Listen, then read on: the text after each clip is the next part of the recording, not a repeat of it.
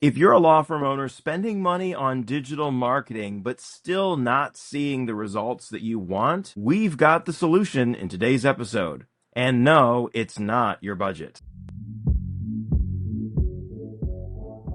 Welcome to the Lawyer Millionaire Podcast, the show where law firm owners learn to build wealth, scale their firms, and design the life of freedom they deserve.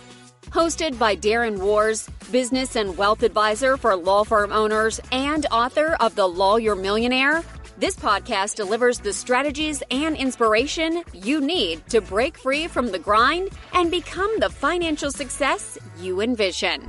Let's dive in. All right, and we're here with Gyi Tsakalakis. Gyi, thanks so much for joining us today. Darren, my pleasure. Great to be here. I'm really pumped because, marketing is such a hot topic. It's so important for law firm owners.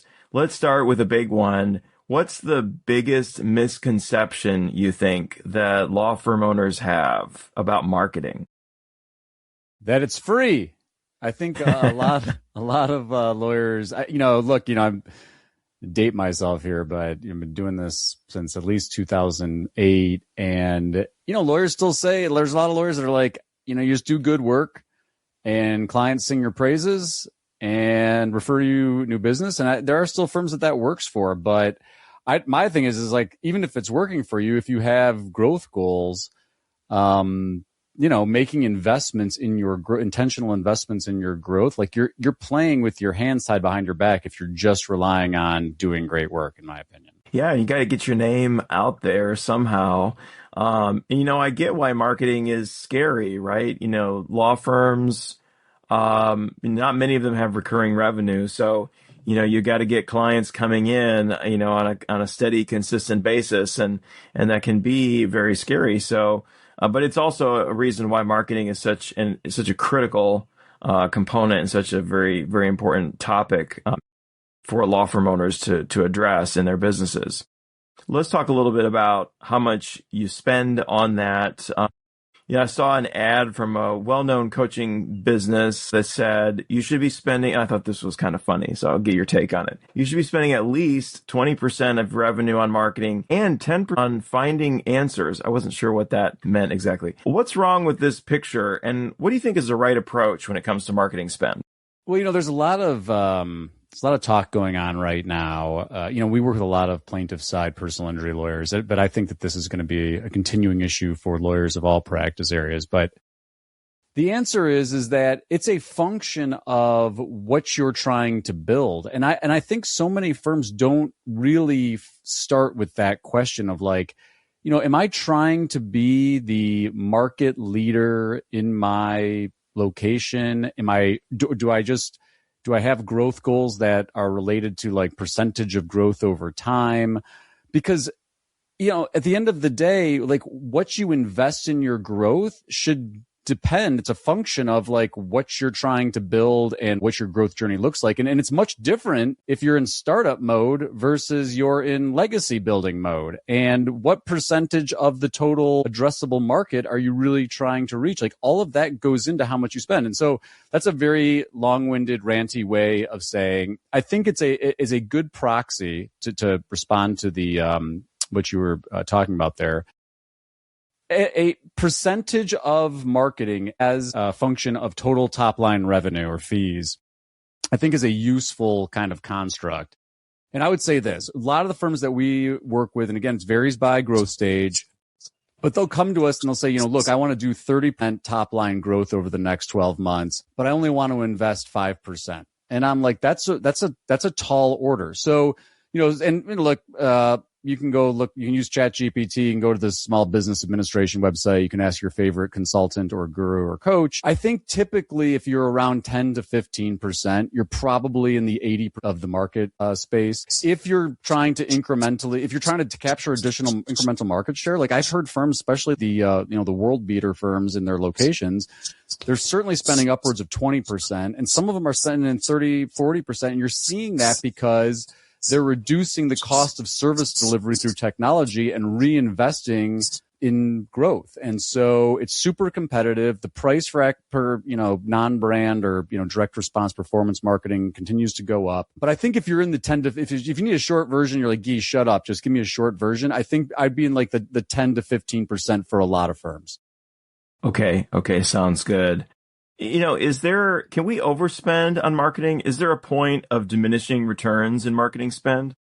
Yes, 100%. And I think the bigger issue is it's how you're deploying the marketing assets. That's the real issue. So, you could, whatever percentage you're spending, if it's quote unquote not working, like if it's not helping you drive the growth that you're trying to achieve, then you've got to take a good hard look about where you're spending money. But it's usually, the most common story we see is undercapitalization of marketing. It's rare that we see overcapitalization, but we do see a lot of like properly capitalized firms spending money, in the wrong way. And usually my big thing right now is that they're not diversified enough in their marketing mix. Like they've doubled down on like Google search ads, or they've doubled down on SEO. And, I've been saying this a lot, but especially in the environment of generative AI and the direction that a lot of the, Google, ChatGPT, Anthropic are going, it is like investing that much in those surfaces or in that marketing channel.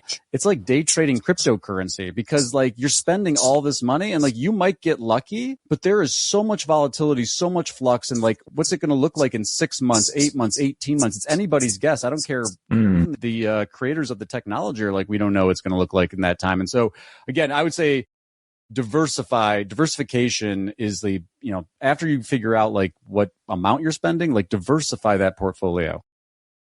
Yeah, that makes a lot of sense. It's interesting that you see a lot of undercapitalization. I would probably do see that.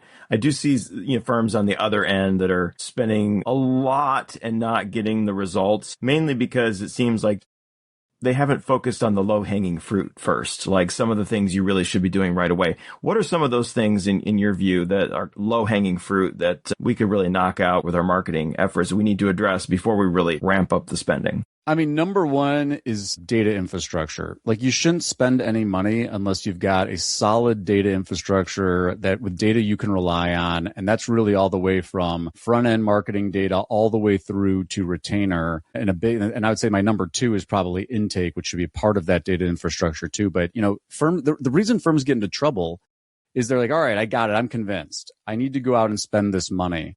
But they don't have an infrastructure to hold the dollars accountable. And so they don't, and this is the classic thing. Like, we get reports from people from marketing agencies all the time that work with lawyers, and the lawyer's like, I can't make heads or tails out of this. And that's the real issue is that it's not so much that they're, if they're properly capitalized, it's how they're spending the resources and how they're holding those dollars accountable for some kind of business metric. And so data infrastructure would be number one. And I would say as a close second, intake, because you can spend all the money in the world. If you don't answer the phone, or if you answer the phone poorly, you've got tons of waste in there. Absolutely. Yeah.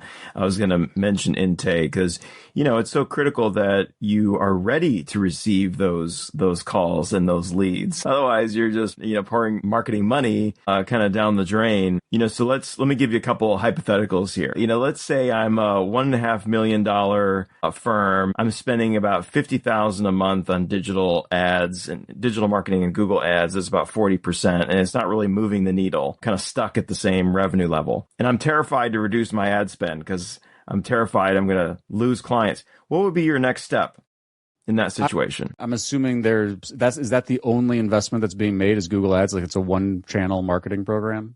Yeah. Yeah, I would be immediately diversifying. And so I would be saying, not killing Google Ads. That's the other thing too. Everybody's so knee jerk. It's like, oh, Google Ads isn't working, turn it off. But I would certainly be redeploying resources from Google Ads to other, channels. And then I would be, if there's zero brand investment and you're at $1.5 million, like I'd be shifting resources from Google Ads to investments in branding. And there's a lot of different things you can do for brand. Short version, I would be like, especially if you're digital forward and you don't have a big presence in your local community, I'd be thinking like social ads for brand building. But, again, I would start with, if I'm a small firm, because this is the problem, right? Small firm, they're like, all right, I need leads tomorrow. right? And so leads tomorrow, you pay a premium for that, right? You pay a premium for spending money on ads, and the cost per client for Google's local services ads, which have high intent, for, Google ads, which is, if you're doing it right, are high intent. People looking for lawyers now, you're going to pay a premium. And so if 80% of your budget's going to that, maybe you're got 20% that you're starting to invest in brand. And really, I keep telling people, for most practice areas, the incremental cost of non-brand client acquisition, non-brand PPC ads, it's going through the roof, especially in practice areas where you've got national law firms coming in, you've got law firm to law firm mergers, you've got private equity and these managed services organizations. Like, you are not going to compete because their threshold cost per acquisition is going to likely be way higher than yours because they've got scale and they've got, they're deploying technology the same way to reducing the cost of service delivery, so they can pay a lot more money for those clients. And so I've been telling folks, double down on investing in local, double down in investing in brand, give people a reason to choose you. Again, this is all only applicable if you're like a law firm that serves the local community, but redeploy resources from those direct response, non-brand, I need leads now, to community referral relationships, brand building activity. Great advice. Let's say I'm a brand new PI firm. I'm solo. I'm just set up my website. Do I need to go out and spend $4,000 a month on SEO at this stage? I would say this, again, so I'm like, figure out what's your marketing budget. First, back to the top. What are you trying to build? Like, what are you trying to do over the next 12 months? What are you trying to do over the next 3 years? What are you trying to do over the next 10 years? And I know it gets hazy as you start to look further out, but you've got to have some framework, because that should guide your strategic decision-making with where you're deploying resources. But again, for me, like, and I'm an old school SEO person. Like, I want listeners to know, like, when I founded my agency, we were basically SEO only. And so, I've been telling people, like, if SEO represents a small percentage of your total marketing mix and you want to, build a foundation, right? You want to Google business profiles, like, technically that's an SEO play, delivering great service to people so that they leave positive reviews online, on Google especially. That's an SEO play. So, like, in that context, like, yeah, you should be making investments in that, but it shouldn't represent 70 to 80% of your marketing investment. So if you've got $4,000, I'm just using your number. If you're like $4,000, like, would I spend my first $4,000 of marketing on SEO? Like, absolutely not. I'd be doing things to invest in relationships, referral relationships, networking, host dinners, do all this stuff. Jay Ruane, as a friend of mine, is a criminal defense lawyer in Connecticut. He wrote this book on, analog marketing. Go buy his book with your first $4,000, not $4,000, but he's got lots of good stuff in there that I'd start with before I'm really trying to overspend to do incremental gains on, non-brand SEO and paid search. Yeah, that's the stuff that's hard to scale, but it's easy to do. Is that how we really compete in this age of big marketing budgets and that stuff, is to look at those other kind of more unique channels? I think so. And again, like, the big buzzword here for me that I've been on my soapbox preaching about is this idea of omni-channel marketing. And when people hear omni-channel marketing, one, their eyes roll back in their head because they're like, this is another marketing buzzword that I don't need to hear about. But a lot of people think about that in terms of like omni, like being everywhere, being on every channel. And I think that's kind of a misnomer. It's really contextual marketing. And so I'll give you a quick example. But like, so many times we talk to lawyers, we're like, what are you doing to stay in touch with former clients? Nothing. Why would I do that? Yeah. Right. And so omni-channel might look like this. You might be, I've got a, whatever your email marketing automation tool, your CRM, I'd be firing off like at a minimum, pick your favorite non-denominational federal holidays, but at a minimum, Happy New Year, checking in. It's been a while. I hope all is going great. Here is depending on what you do, but like, here's a link to our 2026 guide to thing that we do. And so the idea here, when I'm trying to drive home, is that you've got someone who wants to receive messaging from you. Hopefully they've already had a great experience being your client. You send them a message saying, hey, I'm checking in with you. And then you're giving them something in another medium to continue to, be engaged with your brand. And so, someone clicks through that email to your website. Now you can do a retargeting campaign, and you can have ads showing them being like on social media that say things like, we're so grateful for our clients. If you're a former client and you've someone that might be able to use our services, feel free to send them our way. And so the point here is that now you've got, okay, former client, that you're sending an email to, that you're driving back to the website so you can retarget on social media, that's the way to compete, because you're giving contextualized messages across different platforms. You're staying in touch with people that are more likely to sing your praises and refer you business. And the incremental cost for those clients is way lower than it is to be like someone that's never heard of you and to try to persuade them from a direct response ad. I mean, again, a direct response ad in a surface that no one knows anybody there, like you're mostly competing on review count. And if you don't have a competitive number of reviews, you're wasting your time. Yeah, I love that. That's what we see a lot too, is like the email list. Not doing the emails, but we want to spend thousands on Google ads. That kind of low-hanging fruit is really so critical. So thank you for that take on all of that. Let's talk a little bit about billboards. What are your thoughts on billboards? At what point are billboards effective? Is that even something that I should consider for my law firm? Yeah. And again, I would say if billboards make up a smaller mix of your total marketing budget, great. Billboards aren't the first place I'd be spending money. But if you got, you're a 5 million plus law firm, especially if you're in PI, I think billboards should be part of your consideration set. But I would say this, I think to me, and, we talk about this a lot on the Lunch Hour Legal Marketing podcast. I was just talking to a client about this the other day. Lawyers think, especially in PI, but true in many other practice areas, that they've got to convince people that are driving by the billboard that they're going to get a great result for them, or a free consultation, or we fight hard, or we've got thousands of years of expertise. And guess what? Every single billboard that you drive by basically has the same message on it. And so what I've been encouraging people to do is, like, if you're going to do billboard advertising, appeal to a smaller subset of the market. Here's an obvious one. And I've seen lawyers that do this really effectively, like local community. If you put up know where your billboard's going up and know what's going on in that community. If that community is like, maybe there's a high school in that community that has a, nationally recognized teacher or something, put that teacher on the billboard and be like, this is our firm's Teacher of the Month, powered by our firm, but you're making the people in the community the heroes of your marketing. Or maybe there's a sports team, or maybe whatever it is. But you're not, the point is that for a billboard is to be like, people are thinking of you positively when that key decision comes to make a referral or to make a phone call. It's not a direct response play. It's not like people are driving down the road, they get in a car accident, and they look up and they're like, oh, thank goodness there's a billboard there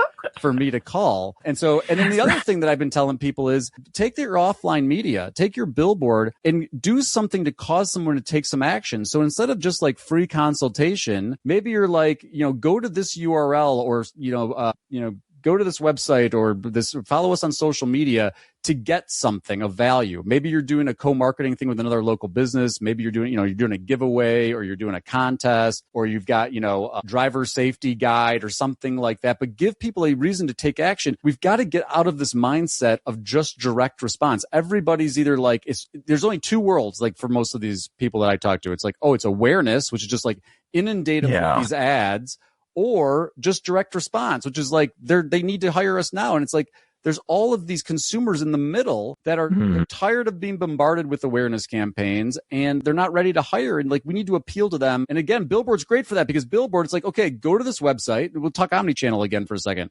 Go to this website, fill out this form, send us your email. We'll keep you updated with, driver safety tips, and you'll get this driver safety guide. And now you can advertise, you can stay in their inbox, and you can advertise on social media to them. Like, that's the stuff that just that really ties all of these different channels together. And again, your incremental cost for acquisition for clients through that method, it tends to be a lot better than just non-brand direct response.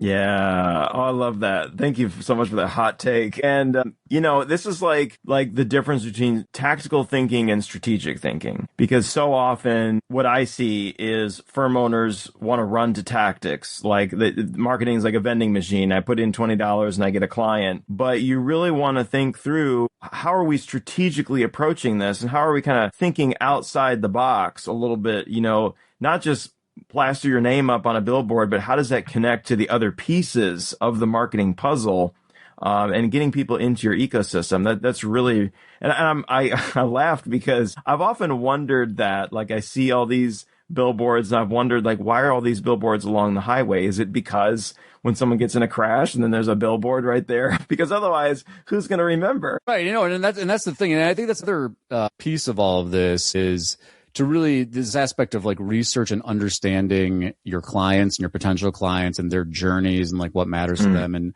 again, most businesses, not even just in legal, but like everybody is so short-term focused. Like everybody's like, I need clients now. And so they turn to direct response. And they get stuck in that mindset. And then you see firms like at the other end where like they get bigger and they're like, well, I got to have a billboard. And then once you put a billboard up, you're extremely reluctant to take it down because you're worried that people are going to be like, oh, where'd the billboard go? People, did the business close? And I just think that there's so much opportunity in improving the way we're communicating to our audiences. The messaging matters so much. And, we get stuck in, and largely it's the fault of marketing people is like, the marketing people forever, at least in digital, they're like, finally, we can track everything. We can tell you, like, you spend this money, and they click, and then they call, and we can track it all. And there are some legal services consumer journeys that go that way, but there's a whole bunch more that take a meandering journey. Yeah. They refer. Yep. And the other thing that people don't realize is this is the one that I've been really jumping up and down about recently.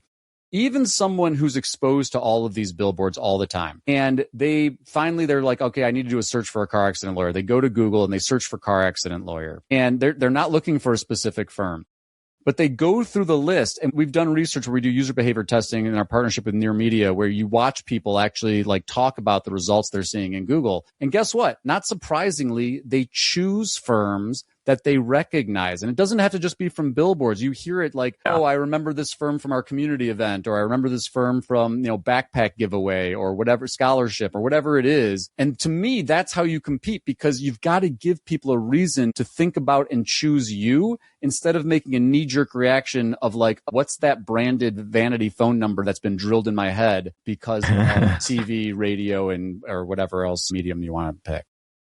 Great. Yeah, absolutely. I heard recently that Google is changing search. Of course, they're always changing search, but we're eventually no longer going to get this neat little list of search results. We're going to get more of an expanded AI section. Tell us a little bit about that, and how should firms be getting ready for that? Yeah, so the buzzwords here are AI overviews and AI mode. And from my reading of the tea leaves, it's clear to me that eventually you're going to see more generative AI surfaces across Google and really across all of Google products, not just search. But, remember, Google is probably the largest big data company that there is. They own YouTube. Mm-hmm. They've made these partnerships with Reddit. They have Gmail, Google, Workspace. I mean, think about Google Maps. I mean, think about all of the different places that the data that Google has about the world and us and all this kind of stuff. And so the biggest hangup that they have, though, is they're essentially a one-trick pony in terms of revenue generation. And they're a publicly traded company. They got shareholders. And so they're slow playing because they're like, most of the, tests that we've done show that when we go full generative AI and conversational, the people are less likely to click on the ads, and that's going to hurt our revenue. And so anyway, that's context for it's coming. The question is when and how, and like what can people do about it? And from the organic side of things, it's to me, and I know that there are people that are listening to this that are, generative engine optimization experts are going to be like, you're wrong. But largely, there's a huge overlap between what we've traditionally done and what we're doing now to appear in those generative AI results. If I had to call out a couple differences, I would say that's kind of like this revenge of the directories. So I'm not saying you need to go out and spend a bunch of money on directories, but if you haven't dusted off your old legal directory profiles in a while, you might make sure that those are up to date, that you've filled out every possible field you possibly can. You've given those directories as much information about your practice and nuanced things too, not just like we do personal injury law, but like go deep on like your classic market position stuff. Like what is it that you do differently?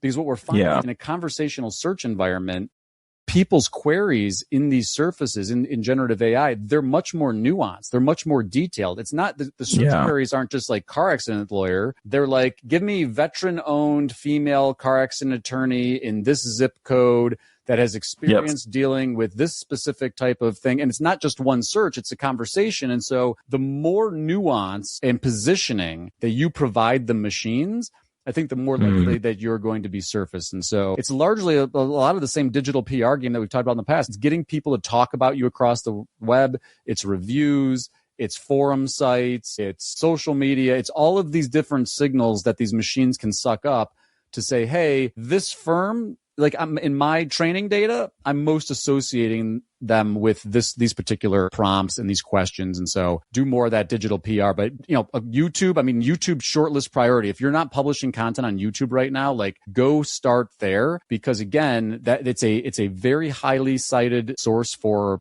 certainly Google's AI. And, it's a great opportunity for you to deploy expertise and distinguish yourself from other firms and then show up in those responses to generative queries. Interesting. So it's kind of like the revenge of the content game too, right? I mean, we should be doing more. It's not like almost making content for AI to explain to AI who we are so it knows who we are. Because it's, people may not read all of that, but AI is going to read all of that. Yeah, I think there's definitely, so I'm always careful with this one because, the marketing gurus like myself, like they oversell the impact of some of these tweaks that you can make to your content. But there's no question, making your content more retrievable for the machines is a good thing. You can go research like retrievability and content retrievability and, making your content more clear and explicit earlier on the page, like, page summaries. If you got a big page of content, you got, a couple sentences at the top that really describe what's the content of the page. I think that kind of stuff's valuable. Look, I think having an LLM's TXT file, like it can't hurt, even though it's not the standard yet. Maybe it will be the standard, but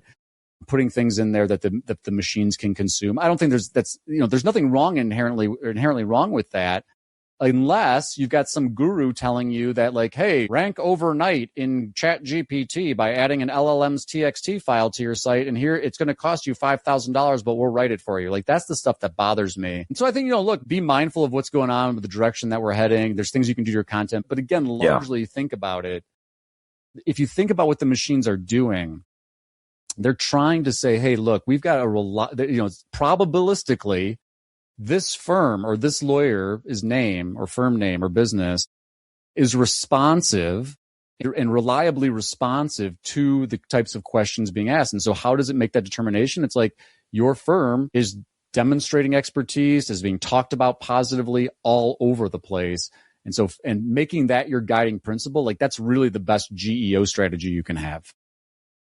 Cool stuff. Well, Gyi, it's been tremendous talking about all this for you. And it's so relevant to what we're doing right now. Our theme this year has been profit on purpose. And so we're talking about profitability, and obviously marketing is such a big part of profitability. It determines where you get your clients, and getting it wrong can have disastrous impacts, of course. And along that theme, we're reading a series of books. One of them, which we'll be getting into later this year, is The Road Less Stupid by Keith Cunningham. It's a really interesting read.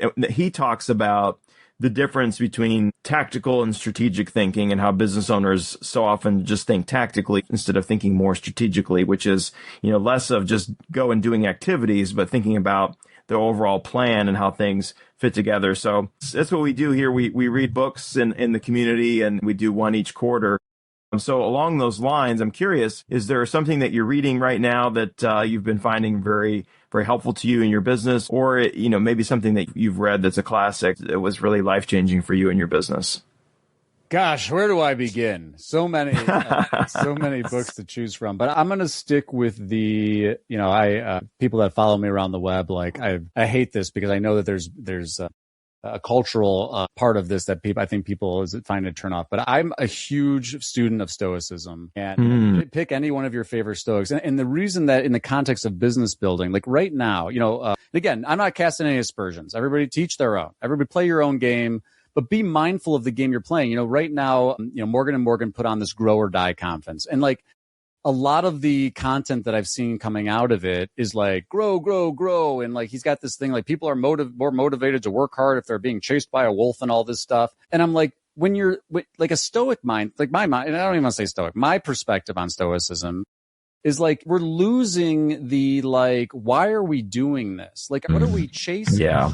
And in that chase, we end up making decisions about our businesses that cause us to go down paths that we never intended to go down. And our quality of life is actually overall worse. I mean, our businesses should be a means to support our deep whys. Like, my why, I want to support my family. I want whatever it is. I want to buy a fancy car, whatever your why is. I'm not taking issue with it. Yeah.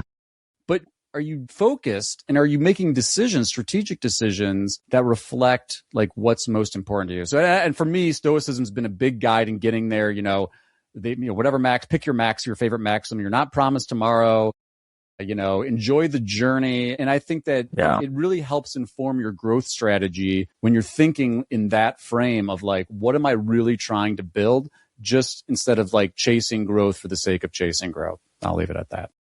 I love it. We've talked a lot about that this year, the chasing growth for growth's sake. I think so many people get caught up in that. And I love Stoicism myself. I read The Daily Stoic by, I think it's Ryan Holiday. Same. Yeah, just very, very helpful. You're so right. And that's why I love the work that we do, kind of bringing the personal planning together with the business, because at the end of the day, what are we doing all this for, right? And so many law firm owners I speak with, they don't have any retirement goals or retirement dreams. Just like, I like what I do, I'm going to work till I die. Well, that doesn't sound too fun. I mean, no, exactly. And what we find, when we actually get people to get out of their bubble a little bit and start enjoying a little bit of life, we find they say, oh, maybe I do want to retire.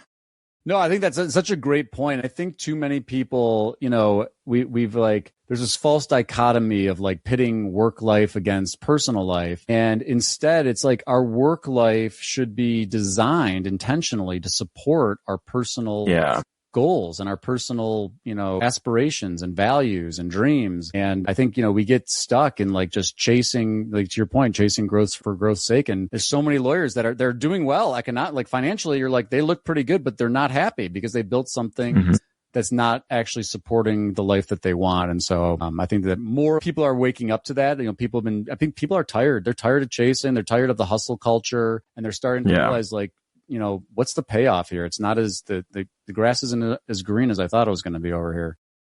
Yeah. Or, you think it'd be fabulous to 10x your business, but what does that really mean? And you're going to be 10x more busy and 10x less happy, maybe. Right. So good stuff.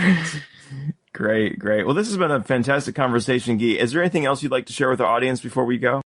No, if you're I'll give a pitch for our podcast. If you're into legal marketing stuff, we do Lunch Hour Legal Marketing. Appreciate this conversation. Appreciate the message you're putting out into the world, Darren. So thanks for having me. Yeah, thanks for being here. A big thank you to Gyi Tsakalakis for joining us today. Gyi is one of the sharpest legal marketing minds out there. You can learn more about Gyi and his podcast, the Lunch Hour Legal Marketing Podcast, in the show notes. I hope you learned something valuable today, and I want to emphasize that marketing isn't simply a vending machine where you can put in money and out come clients. The law firms who win aren't the ones who spend the most. They're the ones who put together a strategic, well-diversified plan and execute. Here at the Lawyer Millionaire, marketing is a huge part of our one-on-one business advisory work with law firm owners because it's so critical to your success. How you invest in growth shapes your profit, and profit is what buys you wealth and freedom. Our team is ready to help you plan and execute so you can expand your business, maximize your profits, and grow your wealth. Now, if marketing is your biggest challenge right now, I've got a special treat just for you. If you're wondering if your website is really doing what it needs to, and if your SEO team is really covering all the bases, we've created an incredible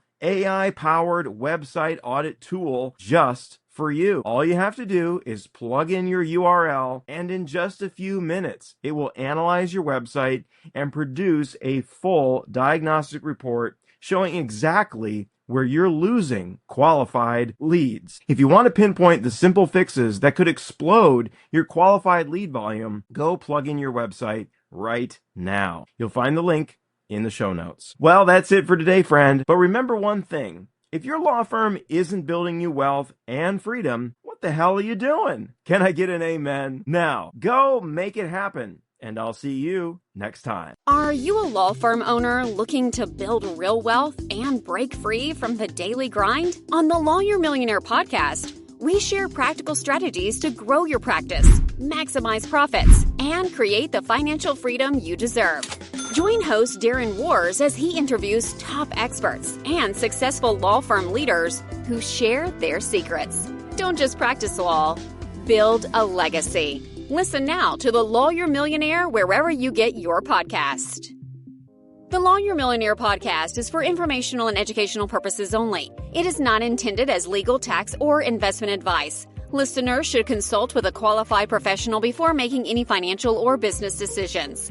The views expressed by guests are their own and do not necessarily reflect those of Darren Wurz or Lawyer Millionaire Wealth Advisors.